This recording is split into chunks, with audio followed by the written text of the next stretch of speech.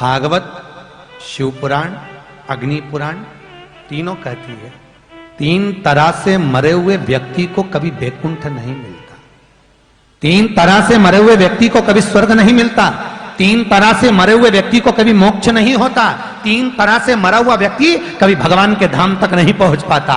पहला, पानी में डूबकर मरा हुआ, दूसरा सर्प के डसे से मरा हुआ, तीसरा स्त्री के हाथ से मरा हुआ।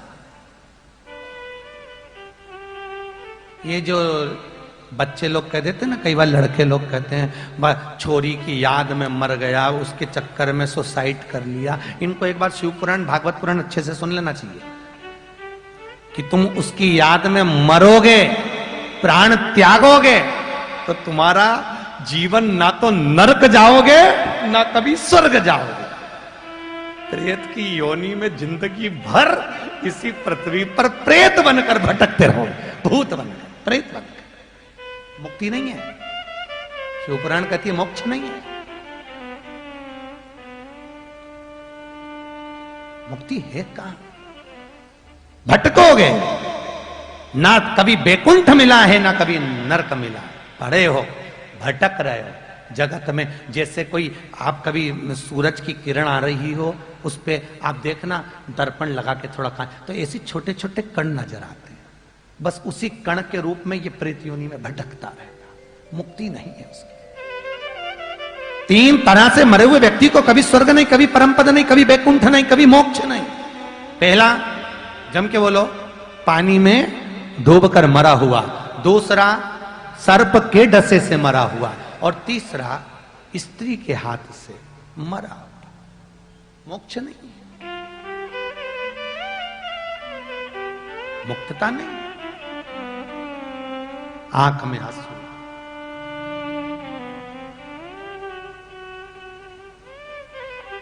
और आप लोग ध्यान से सुनना कथा को। भागवत जी में ये प्रश्न राजा परीक्षित का देवऋषि नारद ने भगवान ब्रह्मा से कहा था, परीक्षितम कथम वक्तु संभाय संस्थिते शुके। ये प्रश्न स्वयं राजा परीक्षित का प्रश्न देवऋषि नारद ने ब्रह्मा जी से कहा था। जब परीक्षित को सर्प ने डसा है तो उसको वैकुंठ कैसे मिल गया? तीन तरह से मरे हुए व्यक्ति को परम पद नहीं, वैकुंठ नहीं, मोक्ष नहीं, तो उसको कैसे मिल गया? उसको मिला कैसे? बताओ।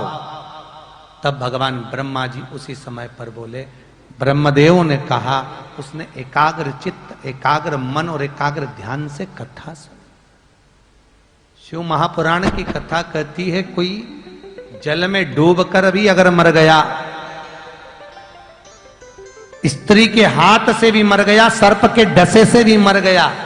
शिव महापुराण की कथा कहती है अगर अपनी जिंदगी में उसने यदि शंकर का अनुमोदन करा है या शिव महापुराण की कथा का स्मरण किया है, फिर अभी आपको वही बात आ गई कि आप जिस गली में से निकल कर जाओगे शिव पुराण को सुनकर, उस गली में कोई अधोगति में भी मरा है तो उसका परम धाम है, उसका मोक्ष,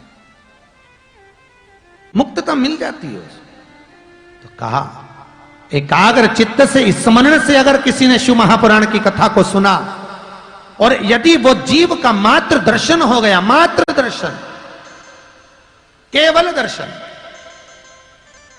महाराज, जिसके माथे पर त्रिपुंड लगा हो, जिसके गले में रुद्राक्ष या तुलसी की माला हो, उसका सुबह से अगर दर्शन हो जाए तो कार्य सफल होता है, कार्य सफल।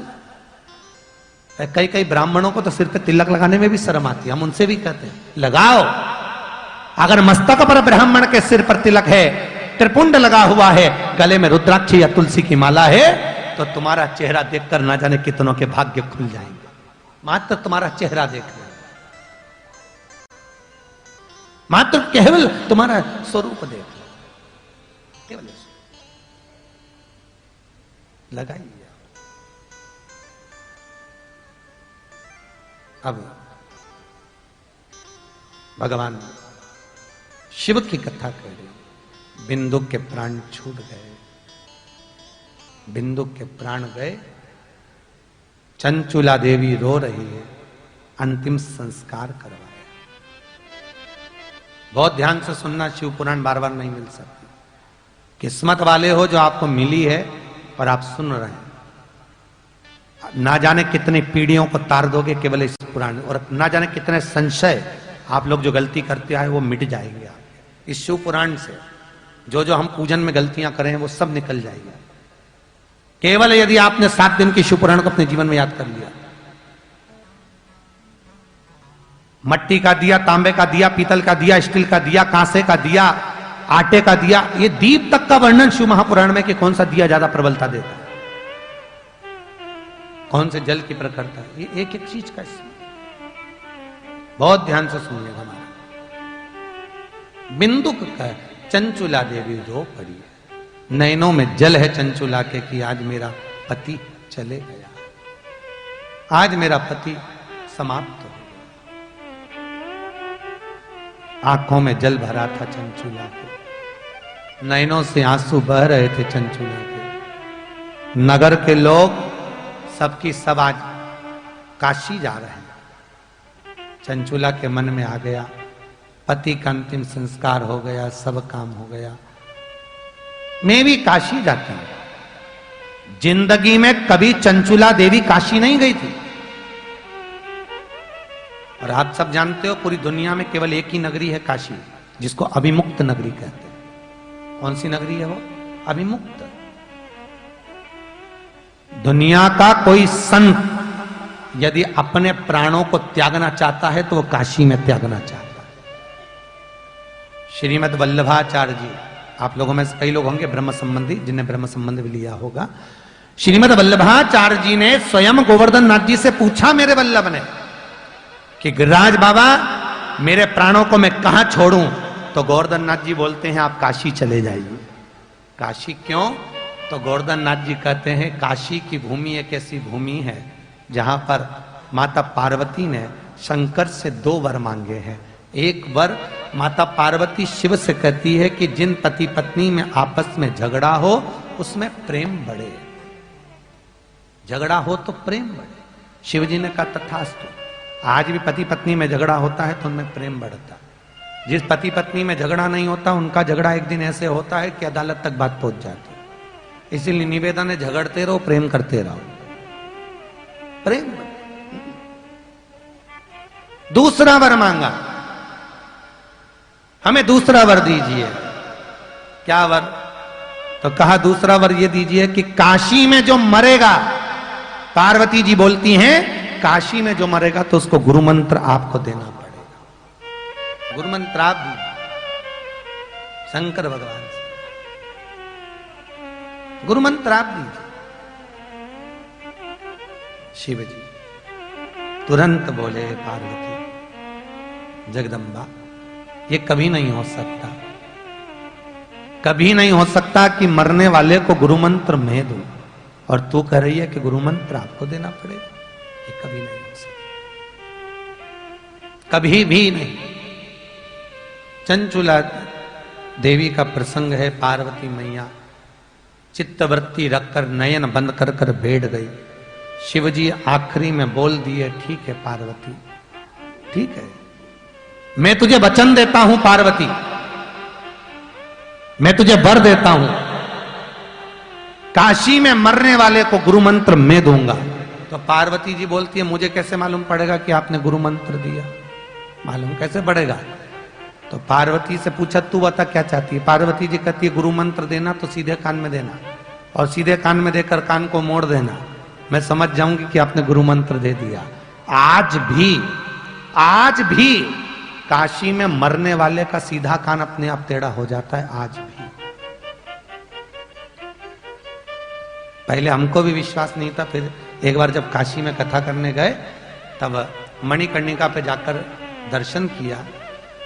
किसी के कान सीधे थे, किसी का कान टेढ़ा था, तो पूछा ये सीधा कान वाला कहाँ का मुर्दा है? तो कि 40 किलोमीटर दूर। जिसका कान टेढ़ा था उसका पूछा तो ये काशी की वो कॉलोनी का है। तो समझ में आ गया कि शिव महापुराण में मणिकर्णिका की एक पुस्तक निकली हुई है, आपने पढ़ा होगा, काशी मरण मुक्ति। कभी मौका मिले तो उस पुस्तिका को पढ़ना, या विद्येश्वर संहिता शिव पुराण की पढ़ना। उसमें स्पष्ट किया गया है काशी में मरने वाले का सीधा कान टेढ़ा हो जाता। आज भी कभी मौका मिले तो दर्शन करके आना। अभिमुक्त नगरी है काशी। गोवर्धन नाथ जी श्रीमद वल्लभाचार्य जी से करें, अगर प्राणों को त्यागना है तो काशी जाओ। मेरे वल्लभ ने 80 घाट पर पहुंचकर प्राणों को त्यागा। रामानुज स्वामी, जिनसे रामानुज कोट आगे बढ़ा है, शंखचक्र, रामानुज स्वामी कहते हैं कि अंतिम समय में वेंकटलाल से पूछा गया कि प्राण कहां त्यागना है, तो वेंकटलाल कहते काशी चले जाओ।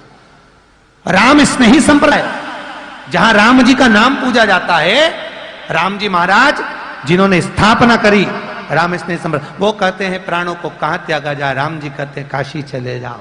संत काशी में जाकर अपने प्राणों को त्यागना चाहते हैं, क्योंकि शिव का गुरु मंत्र उनके कानों में मिल जाता है। अभी मुक्तता है काशी, मोक्ष नगरी है काशी, अभी मुक्त। भारत की भूमि के सबसे ज्यादा मुर्दे कहां चलते हैं? काशी में। अपने यहां गाड़ियां ओवरटेक करती, वहां मुर्दे ओवरटेक करते। लोग मुर्दों को लेके भागते हैं, जल्दी जल्दी समय पे हमारा नंबर लग जा। काशी में, पूरी दुनिया में कहीं पे भी मुर्दे जलाओ 3 दिन तक ठंडे नहीं होते। काशी के मणिकर्णिका घाट पर जो मुर्दा जलता है, आधे घंटे के अंदर ठंडा हो जाता है, जलकर पूरा ठंडा। मणिकर्णिका मोक्षता है, अभी वो तो दुनिया के लोगों को थोड़ा डर लगता है वहां मणिकर्णिका पे जाने में, इसलिए लोग जा नहीं पाते, बहुत भय लगता है। मणिकर्णिका के घाट पर पहुंचोगे ना, और मैं तो कहता हूं जिसको अहंकार है ना, बहुत दौलत का, धन का, काया का, माया का, मेरा निवेदन है उसको एक बार मणिकर्णिका के घाट पे जरूर ले जाओ, पकड़ के ले जाओ। चल तू दर्शन, चलकर दर्शन तो करो। चारों तरफ लकड़ियों की दुकान, कंडों की दुकान, और दोनों साइड रोड पे मुर्दे ही मुर्दे, और बीच में से तुम जा रहे हो मणिकर्णिका के घाट, और घाट पे भी हजारों मुर्दे एक साथ जब जल रहे होंगे, तब तेरी अहंकारी सब निकल जाएगी कि धन तो यहीं पड़ा रह गया, जीव वो चला गया। जिसको अभिमान हो उसको एक बार काशी ले जाओ, एक बार मणिकर्णिका के घाट जरूर जाओ, दर्शन करा। इसको कहते हैं जी, कहां कहां अभिमान, क्यों फूला फिरे? अभिमान, धन, दौलत, काया, माया सब बड़ी है, सब बड़ी। किस बात का अभिमान करो रे?